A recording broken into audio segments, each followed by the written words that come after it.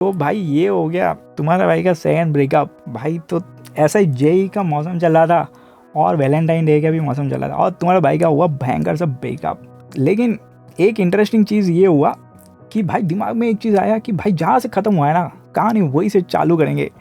तो उसका सरनेम था भट्टाचार्य।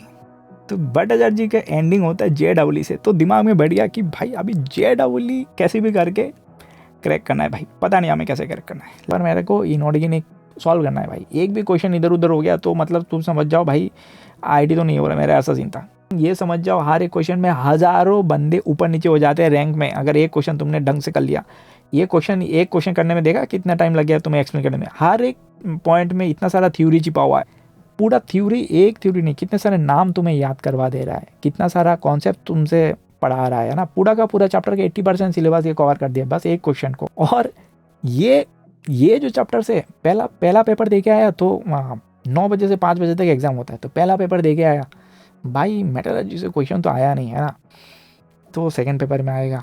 तो सोच के बैठा अच्छा ठीक है, जाके रिवीजन कर रहे हैं और सेकंड पेपर में भी नहीं आया भाई। अगर वो आ जाता तो तुम्हारा भाई का क्या हो जाता भाई, मतलब IIT गुवाहाटी में ना हो गया, पता चला IIT बॉम्बे में बैठा हो। तो आज का वीडियो है ना बहुत ही स्पेशल होने वाला है क्योंकि ये JEE and Valentine day special video है भाई। तो ऐसा ही जेई का मौसम चल रहा था और वैलेंटाइन डे का भी मौसम चल रहा था और तुम्हारे भाई का हुआ भयंकर सा ब्रेकअप, है ना। तो दिमाग में ऐसे ही बसर मचा हुआ है कि क्या चल रहा है, एग्ज़ाम तो भाई पता ही नहीं चल रहा है क्या हो रहा है। तो वैलेंटाइन डे कट गया तुम्हारा, कटना तो था ही, है ना। तो ऐसा सीन है। लेकिन एक इंटरेस्टिंग चीज़ ये हुआ कि भाई दिमाग में एक चीज़ आया कि भाई जहाँ से ख़त्म हुआ है ना कहानी वही से चालू करेंगे। तो उसका सरनेम था भट्टाचार्य। तो भट्टाचार्य का एंडिंग होता है JEE से। तो दिमाग में बैठ गया कि भाई अभी JEE कैसे भी करके क्रैक करना है भाई, पता नहीं हमें कैसे क्रैक करना है, लेकिन इसी को क्रैक करना है। तो मैंने लिया था 1 साल का ड्रॉप है ना।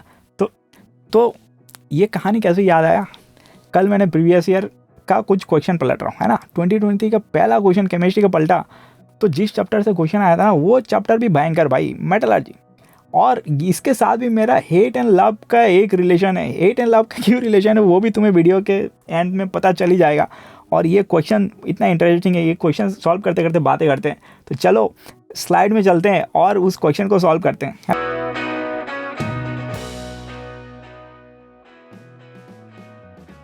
तो क्वेश्चन क्या है ना, करेक्ट स्टेटमेंट रिलेटेड, देखो क्वेश्चन क्या है, the correct statement related to process involve in the extraction of metal. तो ये मेटलर्जी बोल के एक क्लास 12 का चैप्टर, वो आज के डेट में NCERT में दिखता नहीं, लेकिन JEE एडवांस का ये जो टॉपिक है ये आज भी आज भी वैलिड है। बोलेगा कि भाई JEE मेंस का सिलेबस में नहीं है लेकिन JEE एडवांस का सिलेबस में है, नीट का सिलेबस में नहीं, JEE एडवांस का सिलेबस में ये वाला टॉपिक है। तो बहुत ही इंपॉर्टेंट होने वाला है JEE एडवांस वालों के लिए, है ना। NCERT में भी तुम्हें दिखेगा नहीं, वो उड़ गया है ना। तो ओल्ड NCERT देखना पड़ेगा। तो इसको देख लो एक बार पूरा, ये क्वेश्चन को पूरा डिटेल में एक्सप्लेन करूँगा ना तो 80% तुम्हारा जो इस चैप्टर का थ्योरी है ना वो भी खत्म हो जाएगा। क्योंकि JEE का जो सॉल्व, तुम्हें मालूम है JEE का कोई भी क्वेश्चन होता है ना उसमें इतना सारा हर ऑप्शंस में कुछ ना कुछ थ्योरी छिपा रहता है। तो पूरा का पूरा 70-80% इसी में कवर कर दूंगा। तो यहाँ पे देखो, तो पहला क्वेश्चन जो देता है क्या बोल रहा है कि एक्सट्रैक्शन ऑफ मेटल में क्या क्या प्रोसेस इन्वॉल्व है। तो पहले थोड़ा समझ जाते हैं कि एक्सट्रैक्शन ऑफ मेटल में क्या क्या प्रोसेस है ना। तो एक्सट्रैक्शन ऑफ मेटल में पहला प्रोसेस है क्रशिंग एंड ग्राइंडिंग। ये मैंने बोला ना पहला प्रोसेस में क्या है, क्रशिंग एंड ग्राइंडिंग। तो पहले तो तुम्हें भाई बंदे से क्या हो गया, देख आँख से आँख मिलाया, तुम्हें क्या हो गया, क्रश हो गया। इसके बाद तुम उसको ग्राइंड करोगे, दिमाग में पूरा दिन घूमता रहेगा, है ना। तो वैलेंटाइन डे स्पेशल है, पहले तो क्रश होना चाहिए तब भी जाके तुम प्रपोज करोगे, है ना।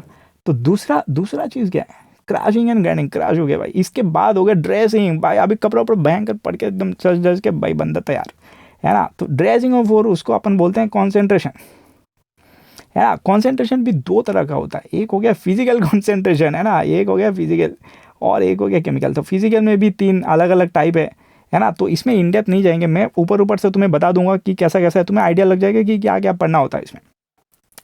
तो फिजिकल कॉन्सेंट्रेशन जैसे कि मैग्नेटिक सेपरेशन, है ना। इसके बाद ग्रेविटी सेपरेशन, फ्लोट फोटोनेशन, ये सारे फिजिकल प्रोसेस हो गए। केमिकल किसके लिए होता है, बॉक्साइट के लिए मेनली होता है, रेड बॉक्साइट वाइट बॉक्साइट के लिए। तो यहाँ पे फिजिकल, जैसे कि एक एग्जांपल देखो कैसे होता है, concentration of ore. Crushing and grinding में पहला स्टेप में क्या करते हैं कि कोई भी मेटेलिक ओर लिया जिसमें इम्प्योरिटी लगा होगा उसको अपन ने क्या किया, क्रश किया, है ना। सेकंड स्टेप में क्या लिया, कॉन्सेंट्रेशन बढ़ाया ओर का। कॉन्सेंट्रेशन कैसे बढ़ाओगे, इम्प्योरिटी उसके से हटा दोगे, जैसे कि तुम्हारे उसमें कंकर पत्थर जो भी है उसको हटा दोगे। कैसे हटाओगे, फॉर एग्जाम्पल मान लो यहाँ पे एक मैग्नेटिक व्हील है, ठीक है, ये क्या हो गया, ये मैग्नेटिक व्हील लगा दिया, ठीक है। अब यहाँ पे क्या हो रहा है ना, यहाँ पे मान लो ओर जा रहा है, ठीक है, तो एक क्या हो गया, और में मैग्नेटिक पार्ट हो गया और एक इम्प्योरिटी नॉन मैग्नेटिक पार्ट हो गया, ठीक है। तो कोई भी हो सकता है। तो यहाँ पे तुमने एक बकेट बिठाया, यहाँ पे तुमने एक बकेट बिठाया, जो मैग्नेट वाला पार्ट होगा यहाँ तक जाएगा, जो नॉन मैग्नेट वाला पार्ट होगा वो सीधा सीधा यहाँ पे आके गिर जाएगा। समझ रहे हो, ये मैग्नेटिक है, तो व्हील जब गिर रहा है तो यहाँ तक मैग्नेट इसको खींच के रखेगा, तो मैग्नेटिक वाला जो मैग्नेटिक वाला पार्ट होगा, है ना, तो वो यहाँ पे आएगा, जो नॉन मैग्नेटिक वाला पार्ट होगा वो यहाँ पे चला जाएगा। तो ये ऐसे करके तुम सेपरेट करके, अभी यहाँ पे क्या हो रहा है, यहाँ पे ज़्यादा कॉन्सेंट्रेशन, हाई कॉन्सेंट्रेशन और जमा हो रहा है ना, उसमें इम्प्योरिटी है लेकिन उसमें क्या हो रहा है, हाई कॉन्सेंट्रेशन है, कंकर पत्थर हट गया, तो कॉन्सेंट्रेशन ऑफ ओर इंपॉर्टेंट है। इसके बाद तीसरा स्टेप क्या है ना, तीसरा स्टेप अभी कॉन्सेंट्रेशन हो, जैसे कि मेटल कार्बोनेट, ठीक है, कोई भी मेटल है, मेटल कार्बोनेट, तो इसमें इम्प्योरिटी क्या है, कार्बोनेट का, मेटल सल्फेट, है ना, तो इम्प्योरिटी क्या है, एस का, ठीक है। तो यहाँ से सीधा सीधा ना अपने को क्या काम है, अपने को एक्सट्रैक्शन ऑफ मेटल करना है, तो अपने को यहाँ से मेटल निकालने में ना थोड़ा मुश्किल है, तो अपन इसको पहले किस में कन्वर्ट करते हैं, इसमें मेटल ऑक्साइड में कन्वर्ट करते हैं, ठीक है, और इसमें क्या निकलेगा, CO2, इसमें क्या करेंगे, मेटल ऑक्साइड कन्वर्ट करेंगे, उसमें क्या निकलेगा, SO2। तो पहले तो हम इसको मेटल ऑक्साइड में कन्वर्ट करते हैं, ठीक है। तो मेटल ऑक्साइड में कन्वर्ट करने के लिए दो प्रोसेस है ना, दो प्रोसेस हैं। इसमें अपन क्या कर रहे हैं, conversion of metal concentrate metal into metal oxide, है ना, मेटल ऑक्साइड में कन्वर्ट करते हैं। तो दो प्रोसेस है, एक हो गया कैल्सिनेशन, जो यहाँ पे नाम अपने को देखने को मिल रहा है कैल्सिनेशन, एक हो गया कैल्सिनेशन, और दूसरा हो गया रोस्टिंग। तो यहाँ पे पहले में रोस्टिंग का नाम भी दिखने को मिल रहा है, तो ठीक है। तो ये हो गया तुम्हारा तीसरा स्टेप। कैल्सिनेशन किसके लिए होता है, मेनली कार्बोनेट ओर के लिए, मतलब जिसके पीछे CO3 लगा रहेगा, है ना। रोस्टिंग किसके लिए पीछे, भाई जिसके पीछे एयर्स लगा रहेगा मेजरली। ये तुम्हारे क्लास 10 का भी कॉन्सेप्ट है, ठीक है। तो ये दो घुमा के आता रहता है एग्जाम में। इसके बाद चौथा क्या होगा ना, चौथा अभी इसको ऑक्साइड फॉर्म पे लेके गया, अब यहाँ से इसको मेटल को अलग कर देना है। लेकिन मेटल को अलग करने के लिए तुम्हें क्या चाहिए, कोई एक रिड्यूसिंग एजेंट चाहिए, जो मेटल के जगह ऑक्सीजन के साथ बॉन्ड बना के वो चला जाएगा, है ना। कोई भी एक्स चाहिए, मेटल के साथ बॉन्ड बना के चला जाएगा, मेटल ऑक्सीजन के साथ बॉन्ड बना के चला जाएगा और मेटल को अलग कर देगा। कोई बंदा आएगा तीसरा जो ऑक्सीजन को उड़ा के लेके जाएगा, मेटल नीचे आ जाएगा, तो मेटल को अपन अलग कर देंगे, बोलेगा भाई JEE का टाइम आ गया है भाई, तुम्हें अभी इससे हटना है। तो किसी तीसरे बंदे को लाना है और इसको बोलेंगे भाई तू ले जा, और मेटल का कट जाना है। अल्टीमेट यही कहानी है। तो ये हो गया यहाँ पे रिडक्शन प्रोसेस, यहाँ पे क्या हो गया, रिडक्शन प्रोसेस। और चौथा में हो गया रिफाइनिंग। तो रिफाइनिंग में भी अलग अलग प्रोसेस है। तो इतना तुम्हें मोटा मोटा समझ में आया। ये 5 स्टेप होता है एक्सट्रैक्शन ऑफ मेटल्स। किससे, ओर से। ओर क्या होता है कि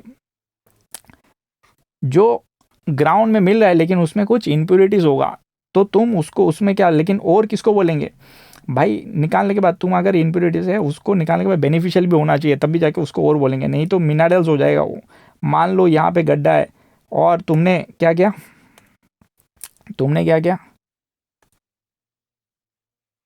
यहाँ पे थोड़ा सा गोल्ड, मान लो थोड़ा सा आयरन है, ठीक है, लेकिन तुमने उसको निकालने में ज़्यादा तुम्हारे पैसा खर्चा हो जा रहा है, बेनिफिशियल नहीं है, तो तुम थोड़ी ना निकालोगे। कॉन्सेंट्रेशन अच्छा खासा होना चाहिए, तब भी जाके उसको अपन और के कैटेगरी में डालेंगे, नहीं तो उसको सिंपल बोलेंगे मिनरल, ठीक है। तो ये भी कॉन्सेप्ट है ना, every ore is a mineral, लेकिन every mineral is not a ore. समझ रहे हो। तो पहला वाला देखते हैं। इतना तो समझ में आया कि 5 स्टेप है, ठीक है। इसके बाद क्या हो गया, रोस्टिंग ऑफ मेलासाइट प्रोड्यूस क्यूप्राइट, ठीक है। अब मेलासाइट कैसे दिखता है ये देखना। मेलासाइट ऐसा दिखता है, CO3.CuOH2, ये हो गया तुम्हारा मेलासाइट, ठीक है। तो अभी क्या देखा कि भाई मेलासाइट, ये इसके पीछे क्या दिख रहा है तुम्हें, CO3 दिख रहा है, तो ये हो गया कैल्सिनेशन करना पड़ता है इसको अपन क्या नहीं करेंगे, इसको अपन रोस्टिंग नहीं करेंगे, क्योंकि कैल्सिनेशन प्रोसेस कार्बोनेट के लिए, जिसके पीछे CO3 लगा होगा उसको अपन कैल्सिनेशन करते हैं, ठीक है। तो कैल्सिनेशन का जो प्रोसेस होता है ना वो होता है एब्सेंस ऑफ एयर, है ना, और रोस्टिंग का प्रोसेस जो होता है प्रेजेंस ऑफ एयर। तो ये हो गया कैल्सिनेशन। तो जैसे ही इसको तुम कैल्सिनेशन करोगे, प्रेजेंस ऑफ एयर में क्या होगा, एब्सेंस ऑफ एयर में तुम इसको हीट करोगे तो ये क्या बनेगा, ये बनेगा CuO प्लस CO2 गैस निकलेगा प्लस, और यहाँ पे जो अगर H यहाँ से तुम्हारा वाटर भी निकलेगा। ये दिख रहा है तुम्हें? तो ये तुमने यहाँ पे क्या बना दिया, कॉपर का ऑक्साइड बना दिया। अब यहाँ से इसका आगे का स्टेप होगा। तो ये तो पहली बात तो ये गलत हो गया क्योंकि इसने रोस्टिंग बोल दिया। रोस्टिंग नहीं होता है भाई, रोस्टिंग ये CO3 है, CO3 है। अगर यहाँ पे एस वाला कोई कंपाउंड होता तो अपन सोचते हैं, है ना। तो ये तो गलत है। और एक और चीज़ है, ये बहुत ही इंपॉर्टेंट कंपाउंड है भाई। इसके आगे अगर 2 लगा देगा ना कोई, देखना एग्जाम में घुमा सकता है, इसके आगे 2 लगा देगा, इसका नाम हो जाएगा एजुराइट। इसका नाम हो जाता है एजुराइट, ठीक है। चलो, तो पहला वाला ऑप्शन तो गलत है, तो पहला वाला ऑप्शन को अपन हटाते हैं। अब दूसरा वाला समझते हैं, कैल्सिनेशन कैलामाइन प्रोड्यूस जिंकसाइट। तो कैलामाइन कैसे दिखता है, ये नाम समझ में आना चाहिए बहुत। देखो ये जो नाम तुम सोच रहे हो ना कि भाई इतने सारे नाम है, नहीं, बहुत काउंटेबल नेम है ना। तुम अगर उसको खोलोगे एनसीईआरटी पे, बहुत काउंटेबल नेम है, बस उसको याद रखना पड़ता है। तो कैलामाइन कैसे देते हैं, ZnCO3। ZnCO3 को तुम जब क्या करोगे, ZnCO3 फिर से तो इसको हीट करोगे, है ना, इसको हीट करना है। तो CO3 में क्या है कि भाई ये देखो, इसमें मॉइस्चर जो भी है ना उसको अपन रिमूव करते हैं हीट करके, ठीक है, जो रोस्टिंग एंड कैल्सिनेशन प्रोसेस है। और कन्वर्ट किस में करते हैं, ऑक्साइड, मेटल ऑक्साइड में कन्वर्ट करते हैं, ठीक है। तो उसमें वाटर निकला था तो मॉइस्चर निकल रहा है ना। तो ZnCO3 को हीट करेंगे भाई, क्योंकि ये एब्सेंस ऑफ एयर होगा, क्योंकि यहाँ पे CO3 है। तो ये कैल्सिनेशन प्रोसेस है। कैल्सिनेशन प्रोसेस में क्या होता है ना, एब्सेंट होता है किसका, O2 का, ठीक है ना। O2 के एब्सेंस में तुम इसको हीट करोगे, और रोस्टिंग में क्या होगा ना, प्रेजेंस ऑफ ऑक्सीजन में इसको हीट करोगे, ठीक है। तो ये हो गया तुम्हारा क्या, कैल्सिनेशन। तो क्या बनाएगा, ZnO प्लस CO2। तो ZnO ये जो इसका नाम है ना, इसका नाम है जिंकसाइट, है ना, इसका नाम है क्या है, जिंकसाइट। तो ये वाला ऑप्शन तो करेक्ट दिख रहा है, बी ऑप्शन करेक्ट दिख रहा है अपने को, ठीक है। चलो, बी ऑप्शन अपने को करेक्ट दिख रहा है, ठीक है। अब आ गया कॉपर प्राइडेस, है ना, इसको हीट किया, है ना। कॉपर प्राइडेस को क्या किया तुमने, हीट किया विथ सिलिका इन रिवर। ये इसको देखते हैं, इसको समझो, इसको समझना जरूरी है। ये कैसे दिखता है, पहले तो ये बनाते हैं, CuFeS2। देखो ये हो गया तुम्हारा कॉपर प्राइडेस, है ना। तो इसका ये हो गया फॉर्मूला इसका, है ना, कंपाउंड का फॉर्मूला ये हो गया। अब इसमें क्या होगा तुम बताओ, क्योंकि भाई अभी मैंने बोला रोस्टिंग प्रोसेस में क्या होगा ना, इन प्रेजेंस ऑफ एयर, है ना, इन प्रेजेंस ऑफ एयर। तो इसमें तुम क्या करते हो, O2। ये क्या होता है ना, ये इंपॉर्टेंट, बहुत इंपॉर्टेंट है ये रिएक्शन। तो रिएक्शन तो यहाँ से देख के तुम्हें याद भी नहीं करना पड़ता। देखना मैं ये पढ़ के रिएक्शन लिख दूंगा। कॉपर पे हीटेड कर रहा है तो तुम हीट कर रहे हो तो हीट में प्रेजेंस ऑफ ऑक्सीजन भी होगा, लेकिन ये पार्शियल रोस्टिंग होता है इसमें, है ना। इसमें O2 लिमिटेड होता है। तो यहाँ पे क्या कंपाउंड बनाएगा, ये बनाएगा Cu2S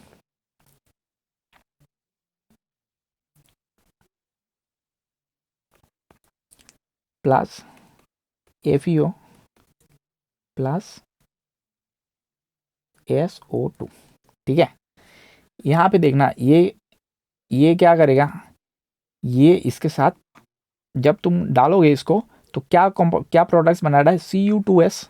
तो इसको देखना, ये तुम सोच रहे हो ये कैसे आ गया। देखो ये जो है ना Cu2S, है ना, प्लस FeS प्लस FeS2, ये हो गया कॉपर मिलेट, है ना। ये मेल्टन फॉर्म पे रहता है। अगर इसी को तुम इसी से एलिमेंट लेके तुम अगर कंपाउंड बनाओगे तो क्या बनेगा, ये बनेगा CuFeS2। तो ये जो रहता है ना, ये रहता है 98% ऑलमोस्ट, और ये 2% रहता है, ठीक है। तो इसलिए ये कन्फ्यूज मत होना, ये आयरन और नहीं है। आयरन है, ये दिख जाएगा एग्जाम में, आयरन है, लेकिन आयरन और नहीं है, ठीक है। ये आयरन और नहीं है। ये क्या बना रहा है, इसका नाम है फुल्स गोल्ड, है ना। ये फुल्स गोल्ड है, FeS2 देखने में गोल्ड लगेगा लेकिन दिमाग खराब करेगा। फुल्स गोल्ड है, वही ब्रेकअप वाला कहानी भाई, सब पागल करने वाले बैठे हुए हैं यहाँ पे। तो ये जो है ना, ये आयरन आयरन ओर नहीं है, it's not a iron ore, ये कॉपर ओर है, क्योंकि इसमें आयरन का जो परसेंटेज है बहुत कम है, ठीक है। तो ओर होने से क्या होना चाहिए, बेनिफिशियल होना चाहिए। तो इतना समझ में आता है। चलो तो रिएक्शन में आगे बढ़ते हैं। तो ये वाला पार्ट तो अपने को समझ में आ गया कि भाई इसको जब तुम करोगे इससे क्या हो रहा है, क्या प्रोडक्ट बना रहा है, ये बना रहा है। लेकिन यहाँ पे क्या एक और चीज़, यहाँ पे ऑक्सीजन के साथ रिएक्ट करने के बाद ये वाला प्रोडक्ट नहीं बनाएगा, Fe2O3 ये वाला प्रोडक्ट नहीं बनाएगा, ये इंपॉर्टेंट है। तो क्या बनाएगा, FeOSO2, ये तो गैस बन गया, तो ठीक है। अब यहाँ पे तुम क्या कर रहे हो ना, यहाँ पे तुम SiO2 डाल रहे हो। क्या बोल रहा है इसमें, तुम क्या डाल लो, सिलिका डाल लो। सिलिका कैसे बनता है ना, सिलिका हो गया, ये हो गया तुम्हारा सिलिका फॉर्मूला SiO2, ठीक है। तो यहाँ पे एक चीज़ देखना, ये जो FeO है ना, FeO अगर तुम देख रहे हो ये एक मेटल है और इसके पीछे ऑक्साइड लगा हो। तो मेटेलिक ऑक्साइड कैसे काम करता है, एज ए बेसिक काम करता है, ये पता है तुम्हारा क्लास 10 का कॉन्सेप्ट है। और यहाँ पे SiO2 ये हो गया तुम्हारा एक नॉन मेटल ऑक्साइड। ये क्या हो गया, एक नॉन मेटल ऑक्साइड है ना। नॉन मेटल ऑक्साइड ऐसे काम करता है कैसा, एसिडिक। तो ये और SiO2 एज ए फ्लक्स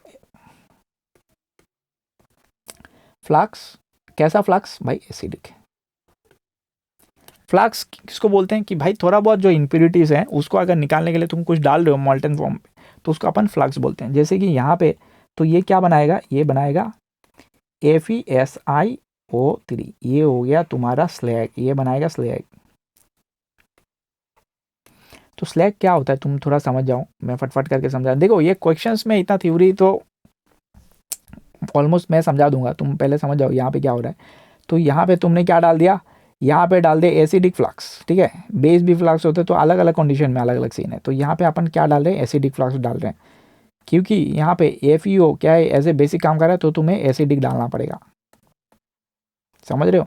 तो यहाँ पे जो भी मॉल्टन फॉर्म पे है ना, जैसे तुम एसिडिक फ्लक्स डालोगे तो वो क्या बनाएगा, स्लैग बना के ऊपर आ जाएगा, वो क्या बना के स्लैग बना के ऊपर आ जाएगा, तो तुम उसको अलग कर दोगे, समझ रहे हो। तो ये हो गया रिएक्शन। तो यहाँ पे स्लैग बना के ऊपर आ जाएगा, ठीक है। चलो आगे बढ़ते हैं।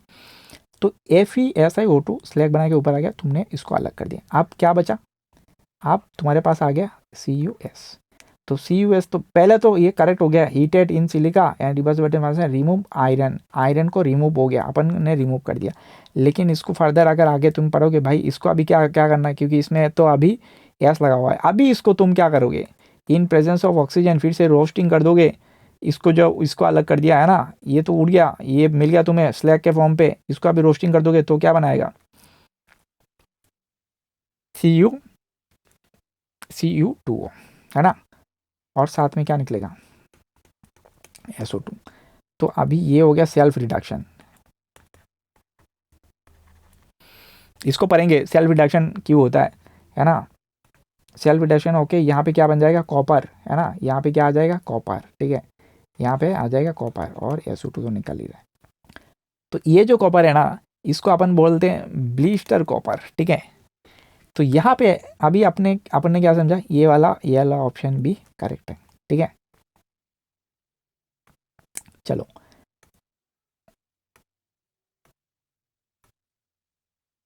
अब आ गया तुम्हारा लास्ट वाला जो है ना, क्या आ गया, impure silver is treated with. देखो अब ये रिडक्शन प्रोसेस क्या बोलते हैं। देखो हमने पहला स्टेप में क्या देख लिया, पहला स्टेप में देखना समझना क्या क्या पढ़ रहे हैं। पहला स्टेप में हमने क्रशिंग एंड ग्राइंडिंग जो सबके लिए कॉमन है। दूसरा स्टेप में हमने क्या देखा, दूसरा स्टेप में हमने कॉन्सेंट्रेशन देखा। कॉन्सेंट्रेशन कुछ नहीं है कि भाई तुमने इम्प्योरिटी थोड़ा बहुत हटा दिया है ना, तो उसमें अलग अलग 3-4 प्रोसेस है।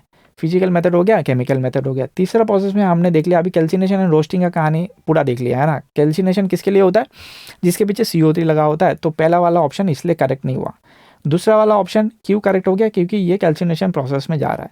रोस्टिंग किसके लिए होता है, जिसके पीछे एस लगा होगा मोस्टली, तो सल्फाइड ओर के लिए होगा रोस्टिंग। और इसमें क्या होना चाहिए, प्रेजेंस ऑफ एयर होना चाहिए। जैसे कि हमने एयर के प्रेजेंस में वो कॉपर सल्फाइड का क्या करवा दिया था, रोस्टिंग करवा दिया था। तो ये अपने को चौथा स्टेप में क्या हो रहा है, रिडक्शन हो रहा है। जो ऑक्साइड फॉर्म बन गया उससे अपन अभी क्या निकाल रहे हैं कि रिड्यूसिंग एजेंट कुछ डाल रहे हैं, और तुम क्या निकाल दे रहे हो, मेटल को एक्सट्रैक्ट कर दे रहे हो, मेटल को अलग कर दे रहे हो, ठीक है। तो इसमें इसमें क्या याद करना पड़ता है, इसको समझने के लिए तुम्हें एक लाइन याद करना पड़ेगा जिसका नाम है लक्ष्मी कांत सोडियम का मांगे एल्यूमिनियम, मुझे जानकर आयरन सन लेड कॉपर होगा, आगे सोना, एयू एजी एयू, है ना। तो देखो यहां से लेके ना, यहां से लेके यहां तक होता है इलेक्ट्रोलाइटिक रिडक्शन, ठीक है। MnNCr का होता है एल्यूमिनियम रिडक्शन, है ना। ZnFeSn, है ना। और क्या बच गया, Pb। इन लोगों का होता है भाई कार्बन रिडक्शन, है ना।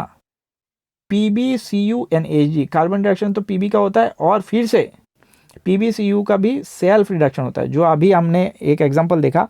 क्या एग्जांपल देखा था, Cu2s प्लस हमने क्या कर दिया था, Cu2O, यहाँ पे copper plus on oxidation state पे है, ठीक है। तो ये हो गया तुम्हारा सेल्फ रिडक्शन। और यहाँ पे AgNAu जो है ना, इसको अपन करते हैं जिंक रिडक्शन। इसको क्या करते हैं, जिंक रिडक्शन। तो ये वाला नाम तो तुम्हें, ये क्या है कि रिएक्टिविटी सीरीज है ना। तो इसमें से तुम्हें जैसे ऊपर वाला नीचे वाले को क्या कर सकता है, रिड्यूस कर सकता है, ऊपर वाला नीचे वाले को रिड्यूस कर सकता है। लेकिन AgNAu में क्या अपन यूज़ करते हैं, तो जिंक रिडक्शन। तो यहाँ पे इसने बोल दिया विद जिंक मेटल, तो ये तो करेक्ट है, ये ऑप्शन करेक्ट है। लेकिन रिएक्शन थोड़ा समझेंगे यहाँ पे हो क्या रहा है, ठीक है।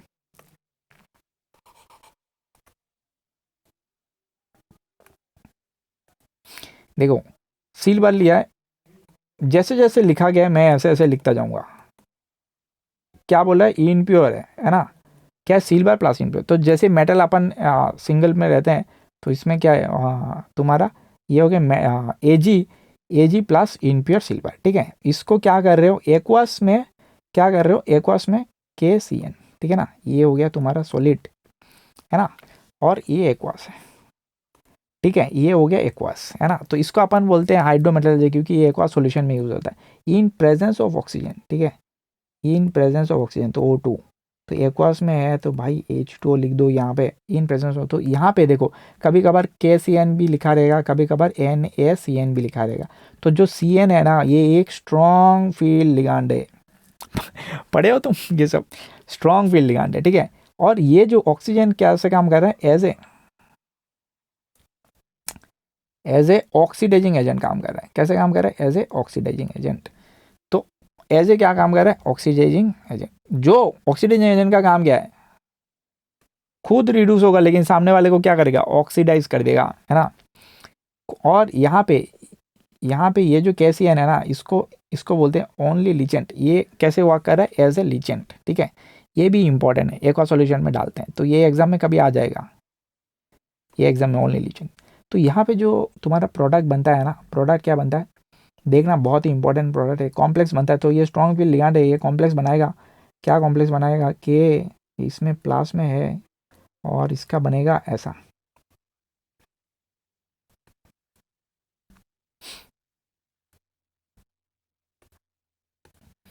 ये बन गया कॉम्प्लेक्स, है ना। और साथ में क्या बनाएगा, KOH, है ना, KOH और इम्प्योरिटी। तो ये जो है ना, ये सोल्यूबल है, ठीक है, ये सोल्यूबल है और ये भी सोल्यूबल है और ये इनसोल्यूबल है ना। ये सोल्यूबल है, देखो समझ रहे हो, इसको थोड़ा ध्यान से समझना। ये जो पार्ट है ना, ये सोल्यूबल है, ये भी सोल्यूबल है और ये इनसोल्यूबल है। तो अपन इसमें क्या करेंगे, हम इसमें लगाएंगे फिल्ट्रेशन, हम क्या करेंगे, फिल्टर करेंगे। तो पहला स्टेप में क्या करेंगे, डिजोल्व कर रहे हैं कि पानी के साथ ये सबको तुम मिक्स कर दे रहे हो।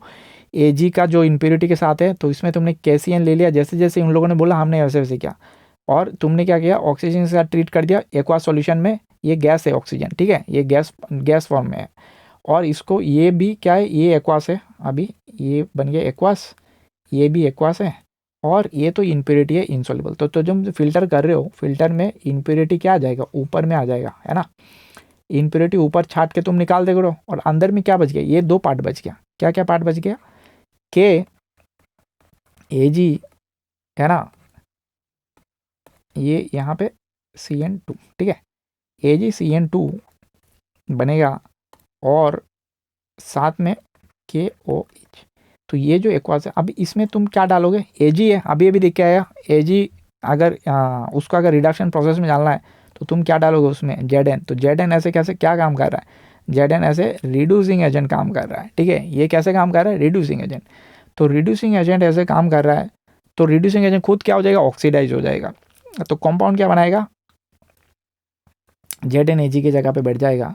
तो यहाँ पे Zn यहाँ पे 0 में है और वहाँ पे +2 में चला जाएगा, तो यहाँ पे K2 आ जाएगा। तो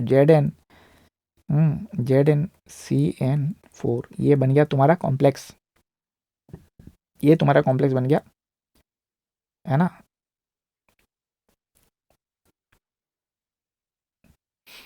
और साथ में क्या निकल जाएगा, Ag, साथ में क्या निकल जाएगा, Ag, ये हो गया तुम्हारा सॉलिड, ठीक है। तो Zn क्या करेगा, इसके साथ रिएक्ट करके ये निकाल देगा, है ना। और तुम अभी क्या करोगे, फर्दर फिल्टर करके ये जो सॉलिड फॉर्म पे है इसको तुम Ag को अलग कर दोगे। तो यहाँ पे यही हो रहा है, impure silver is treated with aqueous KCN in presence of oxygen followed by reduction with zinc metal. तो जिंक मेटल के साथ जैसे तुमने उसको प्रोसेस किया तो क्या निकल गया, तुम्हारा Ag निकल गया। तो ये वाला जो चैप्टर है ना, ये वाला चैप्टर तुम अगर NCERT में जाके देखोगे ना, NCERT में पहली बात तो NCERT में कुछ समझ में नहीं आता। और मेरा क्या सीन था, तो जो मैं बोल रहा था कि इंटरेस्टिंग है, और ये स्पेशली कल जब मैंने ये क्या PYQ देख रहा था प्रीवियस ईयर का, तो पहला क्वेश्चन ये आया। तो क्या रहता है ना, JEE एडवांस में ना हर एक क्वेश्चन में, मतलब तुम ये समझ जाओ हर एक क्वेश्चन में हज़ारों बंदे ऊपर नीचे हो जाते हैं रैंक में, अगर एक क्वेश्चन तुमने ढंग से कर लिया। ये क्वेश्चन एक क्वेश्चन करने में देखा कितना टाइम लग गया तुम्हें एक्सप्लेन करने में, हर एक पॉइंट में इतना सारा थ्योरी छिपा हुआ है ना। तो JEE का एडवांस में यही स्टोरी था। तो मेरा टाइम पे मैंने पेपर 1 दिया, है ना। तो पेपर 1 में मेटलर्जी एक ऐसा होता है सब्जेक्ट चैप्टर था, है ना। इनऑर्गेनिक मेरे को बहुत तगड़ा था कि पूरा पेपर मेरे को इनऑर्गेनिक सॉल्व करना है भाई। एक भी क्वेश्चन इधर उधर हो गया तो मतलब तुम समझ जाओ भाई IIT तो नहीं हो रहा, मेरा ऐसा सीन था, क्योंकि बहुत सिलेक्टिव मैंने स्टडी किया था। तो ऐसा सीन था। और ये जो चैप्टर से पहला पेपर दे के आया, तो 9 बजे से 5 बजे तक एग्जाम होता है। तो पहला पेपर दे के आया भाई, मेटलर्जी से क्वेश्चन तो आया नहीं, है ना। तो सेकंड पेपर में आएगा, तो सोच के बैठा अच्छा ठीक है, जाके रिवीजन कर रहे हैं। और सेकंड पेपर में भी नहीं आया भाई। अगर वो आ जाता तो तुम्हारा भाई का क्या हो जाता भाई, मतलब IIT गुवाहाटी में ना हो गया, पता चला IIT बॉम्बे में बैठा होता। तो ऐसा सीन है, एक एक चैप्टर बहुत ही इंपॉर्टेंट होता है JEE में। JEE में अगर तुम पढ़ रहे हो ना कोई भी चैप्टर, पूरा इन डेप्थ पढ़ो उसको, हर एक क्वेश्चन मल्टीपल चॉइस है ना। 4 मार्क पे तुम्हें पता नहीं चलेगा, पूरा रैंक इधर से उधर हो जाता है भाई। तो ये ऐसा सीन है। और एग्जाम में अगर तुमने जो चैप्टर तैयार किया ना, तुम बस एक्सपेक्ट करो, है ना, कि प्रे करो कि भाई उस चैप्टर से सबसे डिफिकल्ट क्वेश्चन है, क्योंकि वो मान लो किसी ने तैयारी नहीं किया, गया और ऐसे टिक मार के आगे हो गया, ऊपर से पढ़ लिया। लेकिन तुमने अगर उस चैप्टर का भयंकर तैयारी किया और JEE में ऐसे घुमा के बहुत, या भी एक क्वेश्चन कितना सिंपल दिख रहा था, लेकिन इसमें 3 ऑप्शन करेक्ट दिख रहा है मेरे को, 3 ऑप्शन करेक्ट दिख रहा है। तो कितना घुमा के क्वेश्चन बनाया, तुम समझ रहे हो। पूरा थ्योरी, एक थ्योरी नहीं, कितने सारे नाम तुम्हें याद करवा दे रहा है, कितना सारा कॉन्सेप्ट तुमसे पढ़ा रहा है ना। पूरा का पूरा चैप्टर का 80% सिलेबस ये कवर कर दिया बस एक क्वेश्चन को इतना डिजाइन करके। तो पेपर 1 देखे आया। पेपर 1 के बाद पेपर 2 में भी मेटलर्जी का क्वेश्चन नहीं आया। तो भाई ये हो गया तुम्हारा भाई का सेकंड ब्रेकअप, जो वैलेंटाइन डे के टाइम पे भाई तुम्हारा पहला तो एक हुआ JEE के टाइम पे, और JEE में जाके भी हो गया तुम्हारा जो केमिस्ट्री से जो प्यार हुआ था ना, वो भी हो गया ब्रेकअप भाई। वो क्वेश्चन ही नहीं आया, मैं तो सोच के बैठा था उससे क्वेश्चन आएगा और लोगों को समझ में नहीं आता है। और तुम समझ रहे हो, तुम क्योंकि NCERT खोल के देखोगे पता नहीं चलता। तो मेरा उसका मैंने नोट बनाया था भयंकर तरीके से कि कोई भी क्वेश्चन आ जाना जमीन के अंदर से भी अपने को सॉल्व करना है, पता चल जाएगा। अगर ऑप्शन याद भी नहीं हो रहा होता ना, क्योंकि ऑप्शन देख के तुम एलिमिनेट भी कर सकते हो कि अच्छा ये तो नहीं हो सकता है, क्योंकि ये देख के पता चल गया। मान लो मेलासाइट तुम्हें पता नहीं है, तुमने किसी भी तरह तुमने उसका कंपाउंड बनाया, तो कंपाउंड का नाम याद कर लिया, तुमने देख लिया अच्छा इसके पीछे CO3 है, तो भाई ये रोस्टिंग होगा ही नहीं। तो ऐसा करके एलिमिनेट भी कर सकते हो, तुम्हें एलिमिनेट करना आना चाहिए। तो ये था अपना पूरा स्टोरी।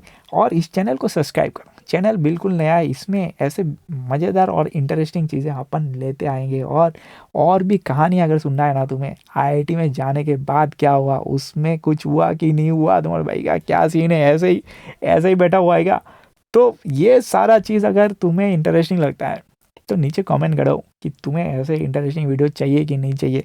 और जेई का टाइम है, बहुत भयंकर तरीके से तैयारी करो, जेई एडवांस आने को है। सबको ऑल द बेस्ट, है ना। चलो मिलते किसी अगले वीडियो में।